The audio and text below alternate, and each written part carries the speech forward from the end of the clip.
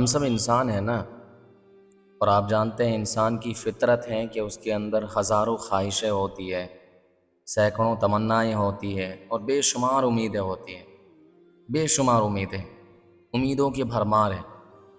کسی کو اچھی نوکری چاہیے، اچھی جاب چاہیے، کسی کو صحت چاہیے، کسی کو نیک رشتہ چاہیے، بیوی ایسی چاہیے کہ بلا کی خوبصورتی ہو اور رابعہ بصریہ جیسی پاک دامن، ٹھیک ہے نا؟ یہ ہزاروں خواہشیں ہوتی ہیں ہمارے اندر۔ اسی طرح کسی کو اولاد کی طلب ہے، نیک صالح اولاد مل جائے۔ یعنی ہر بندے کو کوئی نہ کوئی چھوٹی یا بڑی ڈیمانڈ ہے، ہر بندے کے اندر کوئی نہ کوئی خواہش ہے۔ لیکن یار کبھی آپ نے سوچا ہے کہ آپ کے اور آپ کی اس بڑی سی بڑی ڈیمانڈ کے درمیان فاصلہ کتنا ہے؟ کتنا فاصلہ ہے؟ کتنا گیپ ہے؟ صرف اور صرف ایک قبول ہونے والی دعا کا فاصلہ ہے۔ دعا قبول ہو جائے تو ساری ڈیمانڈیں پوری ہو جائے گی، ساری خواہشات پوری ہو جائے گی۔ ذرا سوچے اس دنیا میں ایک انسان کے لیے سب سے بڑا مقام کون سا ہو سکتا ہے؟ ایک سوال کا جواب دیں۔ اس دنیا میں ایک انسان کے لیے سب سے بڑا مقام کیا ہے؟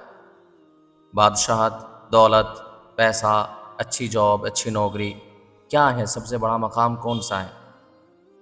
یاد رکھیں، آپ کہیں گے یا تو بادشاہت ہے یا پھر یعنی کروڑوں اربوں کی دولت ہے، یہی سب سے بڑا مقام ہے۔ میرے بھائی یہ سب سے بڑا مقام نہیں ہے۔ انسانوں میں سب سے اونچا اور عظیم مقام، عظیم مرتبہ ہے نبوت اور رسالت کا۔ سب سے بڑا مقام کس کا ہے؟ نبوت کا ہے، رسالت کا ہے۔ اور اس سے اوپر تو کوئی پوسٹ ہے ہی نہیں ہے، اس سے اوپر کوئی عہدہ، کوئی مقام نہیں ہے۔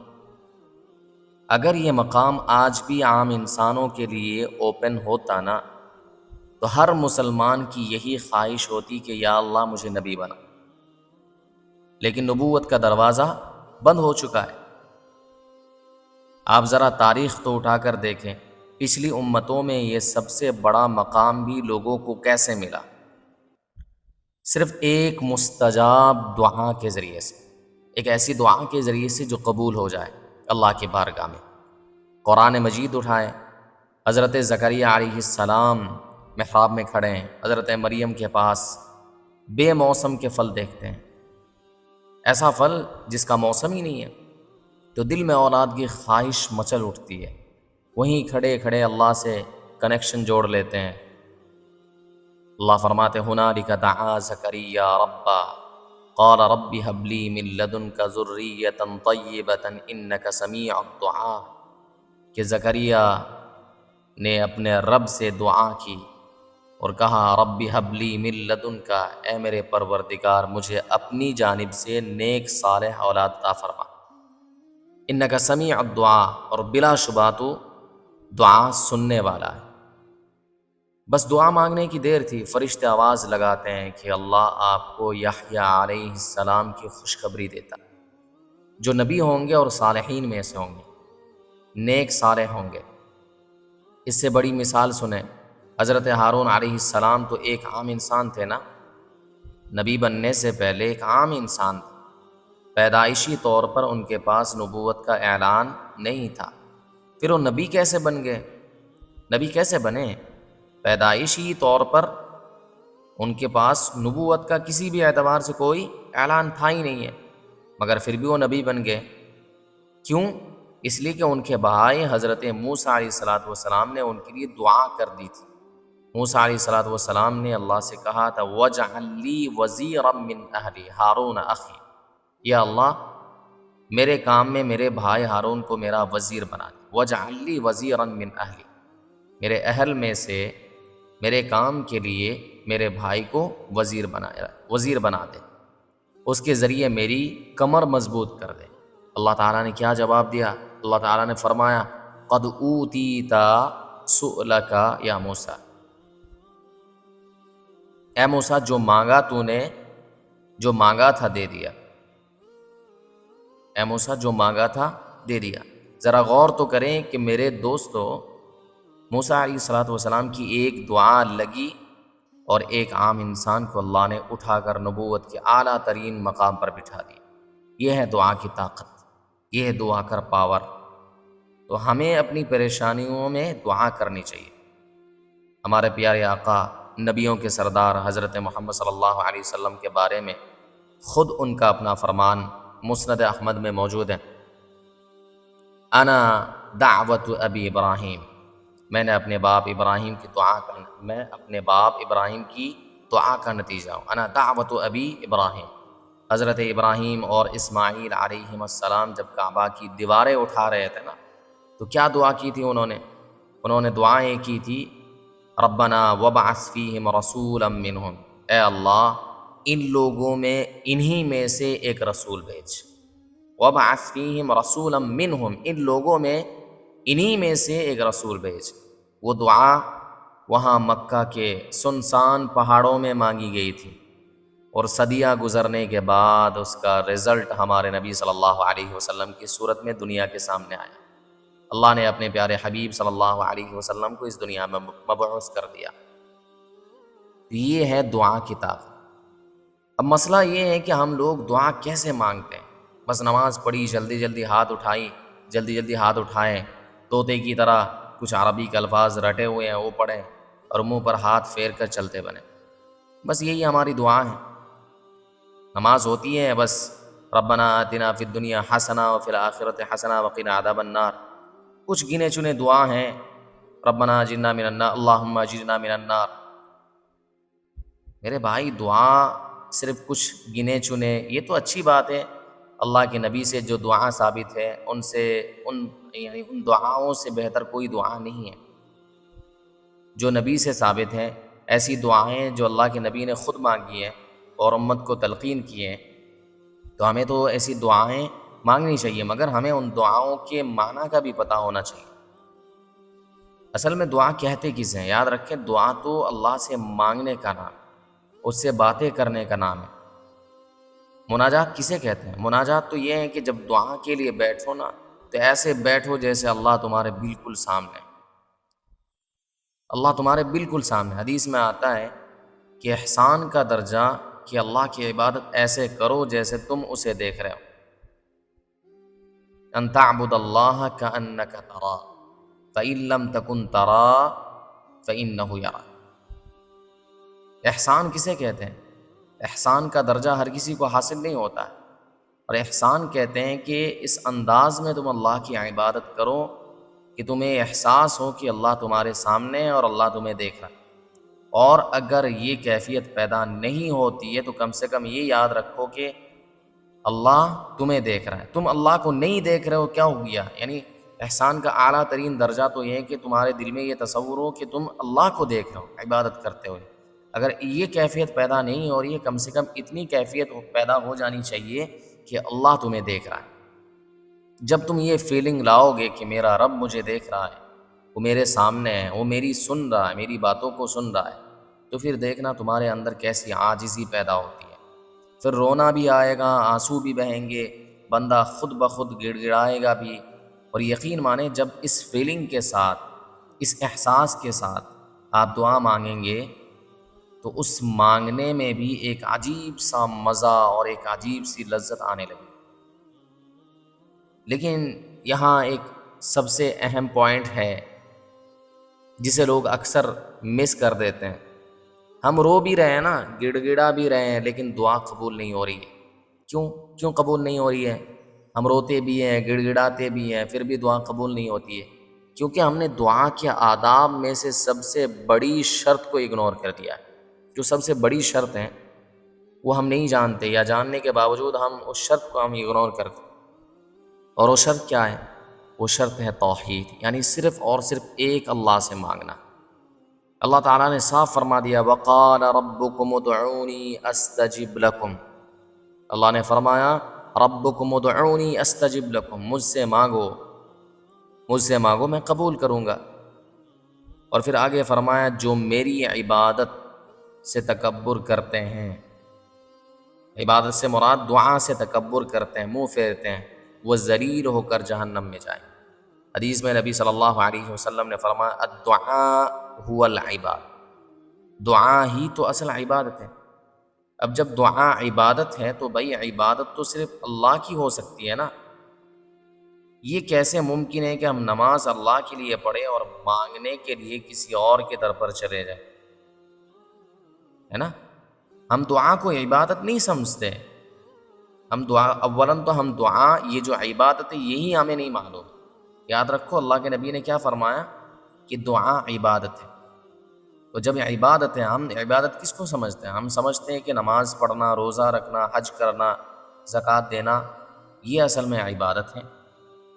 دعا کب سے عبادت ہو گئی ہے؟ بھائی میں نہیں کہہ رہا ہوں، بلکہ اللہ کے نبی نے فرمایا دعا هو العبادت.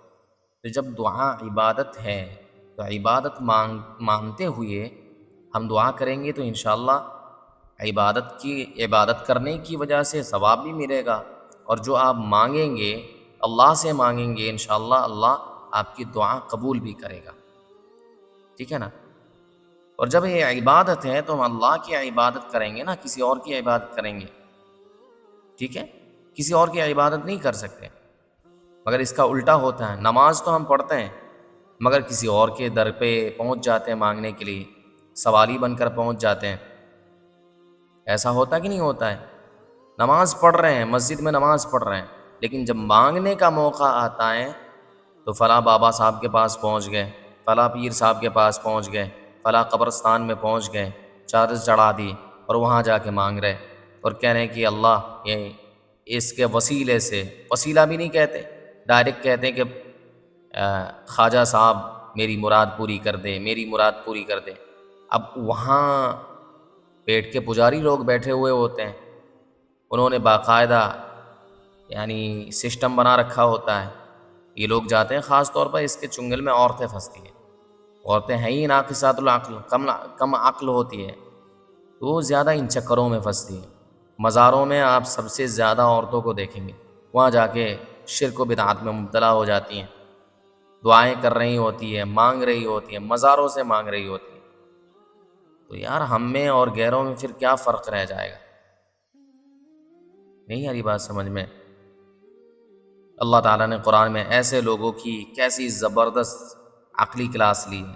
آپ دیکھیں اللہ تعالیٰ نے فرمایا ان الذین تدعون من دون اللہ عباد امثالکم، جنہیں تم اللہ کے سوا پکارتے ہو تو تمہارے جیسے ہی بندے ہیں. ذرا پکار کر دیکھو. کچھ دن پہلے میں اے آئی ویڈیو دیکھ رہا تھا، اس میں اسی چیز کی منظر کشی کی ہے کہ ایک مزار میں ایک بابا سو رہا ہے، ایک اللہ کے ولی سو رہے ہیں.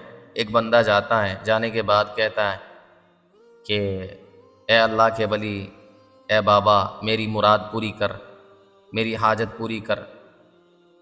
تو فوراً جو ہے اے آئی کے ذریعے سے اس اللہ کے ولی کو اٹھا دیا جاتا ہے.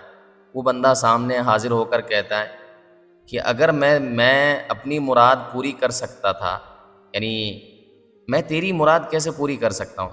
میں اپنے آپ کو مرنے سے بچا نہیں پایا تو میں تیری مراد مرنے کے بعد کیسے پوری کر سکتا ہوں؟ میری کچھ ایسی خواہشیں تھیں، ایسی مرادیں تھیں جو میری اپنی زندگی میں ادھوری رہ گئی ہے. میں ان خواہشات کو، ان تمناؤں کو، یا بہت ساری ایسی چیزیں ہو سکتی ہیں نا انسان کی زندگی میں ہوتی ہیں، مگر انسان ان تمام چیزوں کو چھوڑتے ہوئے اس دنیا سے رخصت ہو جاتا ہے. تو کہتا ہے کہ میری خود ایسی چیزیں ہیں، میرے بچے کی یہاں یہ مسئلہ ہے، ٹھیک ہے، میرے گھر میں اتنی پریشانی ہے، مجھے اندازہ ہوتا ہے میں وہ ٹھیک نہیں کر پا رہا ہوں، تو میں تمہاری پریشانی، تمہارا مسئلہ، تمہاری ٹینشن کیسے دور کر سکتا ہوں؟ یہ میرے بس میں ہے ہی نہیں ہے، دفع ہو جاؤ یہاں سے، آئندہ مت آنا. تو سمجھ رہے ہو؟ تو اللہ نے فرمایا ان الذین تدعون من دون اللہ، اللہ کے علاوہ جنہیں تم پکارتے ہو، جنہیں تم بلاتے ہو، عباد امثالکم، یاد رکھو وہ تمہارے جیسے ہی بندے ہیں، کوئی خدا نہیں ہے، کوئی فرشتہ نہیں ہے. ذرا پکار کر دیکھو انہیں. اگر تم سچے ہو تو وہ تمہاری پکار کا جواب دے کر دکھائیں. اگر تم سچے ہو تو تمہاری پکار کا جواب دے کر دکھائیں نا. تو ظاہر سی بات ہے وہ قیامت کی صبح تک وہ کبھی تمہاری پکار کا جواب دیں گے ہی نہیں. تو اس کا مطلب یہی ہوا کہ وہ بولے، اس کا مطلب تو یہی ہوا وہ کچھ کرنے کے قابل ہی نہیں ہے. ٹھیک ہے نا. اس وجہ سے ان چکروں میں پڑنے کی ضرورت نہیں. مجھے تو کبھی کبھار حیرت ہوتی ہے کہ آج کے دور کے کچھ لوگوں سے زیادہ تو مکہ کے مشرکین سیانے تھے. مکہ کے مشرکین زیادہ عقل مند تھے، ان کو کم از کم اتنی عقل تو تھی کہ جب واقعی کوئی بڑی مصیبت آ جائے تو سوائے اللہ کے کوئی نہیں بچا سکتا۔ وہ بت کی پوجا کرتے تھے، عبادت کیا کرتے تھے، بت کو پوجا کرتے تھے، ٹھیک ہے نا، لیکن جب بہت بڑی مصیبت آ جاتی تھی تو اللہ کے سوا کسی اور کو نہیں پکارتے تھے۔ قرآن کہتا ہے جب یہ مشرکین کشتی میں سوار ہوتے تھے اور سمندر کی لہریں ان کو گھیر لیتی تھیں تو وہ سارے لات منات عزا جو ان کے بتوں کے نام ہیں سب کو بھول کر خالص اللہ کو پکارتے تھے۔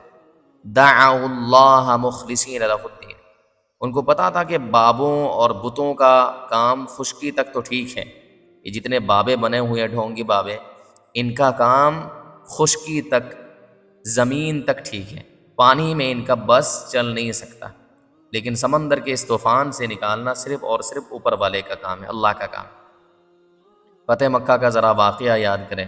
ابو جہل کا بیٹا اکرمہ جو بعد میں مسلمان ہو گئے تھے، نبی صلی اللہ علیہ وسلم نے ان کے قتل کا آرڈر دے رکھا تھا کیونکہ ان کے جرائم بہت تھے، بہت بڑے بڑے جرائم کر رکھے تھے۔ اکرمہ جان بچانے کے لیے سمندر کے راستے کشتی میں بیٹھ کر بھاگے۔ اب ہوا کیا، 20 سمندر جا کر ایک خوفناک طوفان آ گیا، کشتی یعنی ہچکولے کھانے لگی ہے، ادھر ادھر ڈاماڈول ہونے لگا ہے، بہت سامنے نظر آنے لگی ہے۔ اس وقت، ایسے وقت میں کشتی میں بیٹھے ہوئے باقی مشرکین نے آپس میں کیا کہا؟ انہوں نے کہا بھائیو آج سچے دل سے صرف اور صرف ایک اللہ کو پکارو، محمد کے خدا کو پکارو، آج تمہارا کوئی اور کام نہیں آئے گا۔ اگر خدا کو پکارو گے، اللہ کو پکارو گے، محمد کے رب کو پکارو گے، شاید وہ تمہارے اوپر رحم کرے اور تمہیں اس طوفان سے بچا دے۔ اکرمہ کا دماغ اس وقت کلک کر گیا، انہوں نے سوچا کہ یار اگر سمندر کی ان یعنی موجوں میں مجھے خالص ایک اللہ کے سوا کوئی نہیں بچا سکتا تو خشکی پر وہ بھلا مجھے کیسے نہیں بچائے گا۔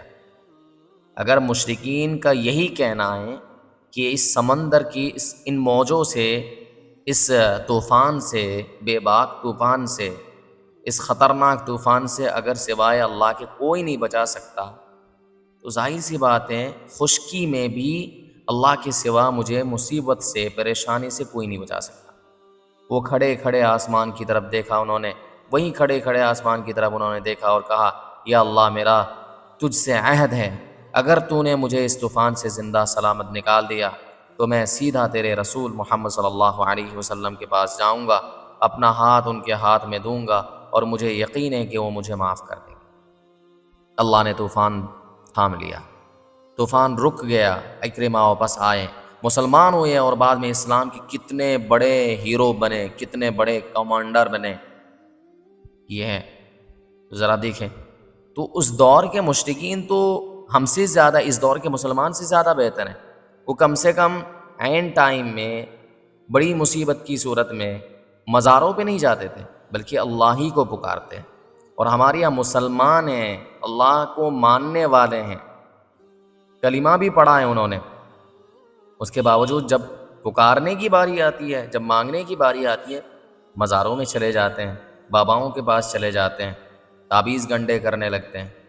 یہ کہاں کی عقل مندی ہے؟ ہم تو مکے کے مشرکین سے گئے گزرے ہیں، ہم مسلمان کہلانے کے لائق ہی نہیں ہیں، ٹھیک ہے؟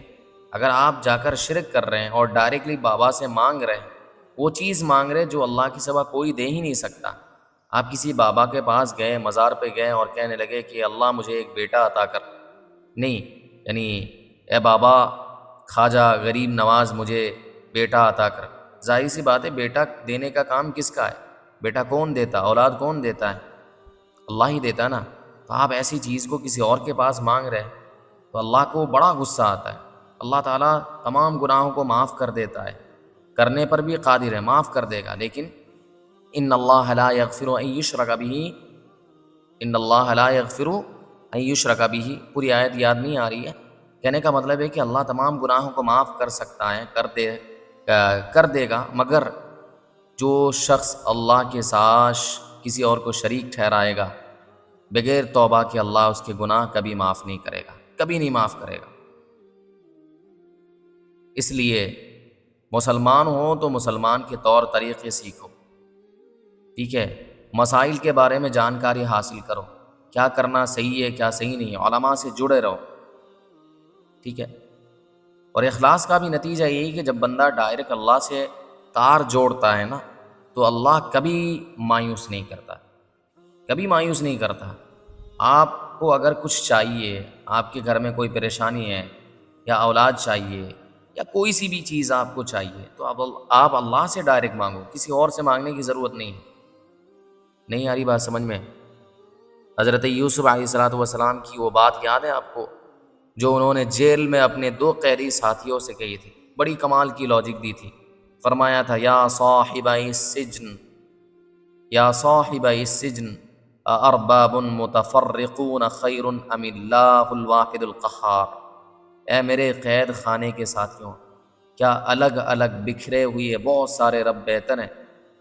ارباب متفرقون خیر، کیا متفرق یا بہت زیادہ رب بہتر ہے، الگ الگ رب بہتر ہیں، یا وہ ایک اللہ جو سب پر غالب ہیں، قہار ہیں، وہ بہتر ہے؟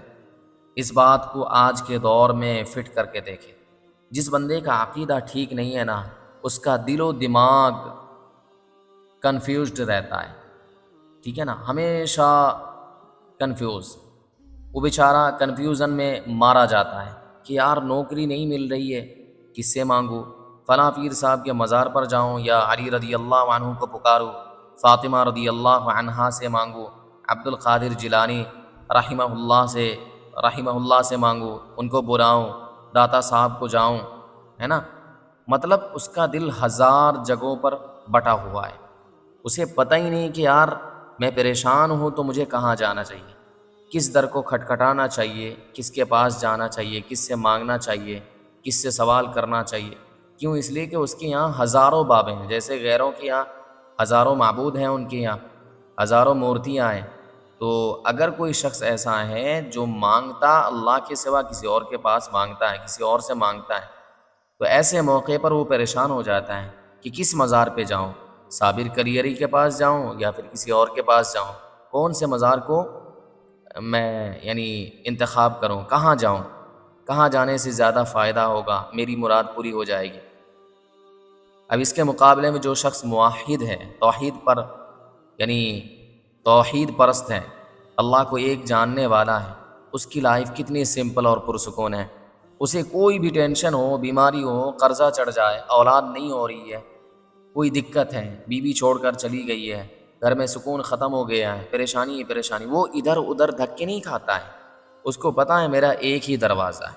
وہ وضو کرتا ہے، مصلی بچھاتا ہے اور سیدھا اللہ کے سامنے ہاتھ پھیلا دیتا ہے اور کہتا ہے یا اللہ تو ہی دے سکتا ہے، تو ہی پریشانی دے سکتا ہے اور تو ہی پریشانی کو دور کر سکتا ہے.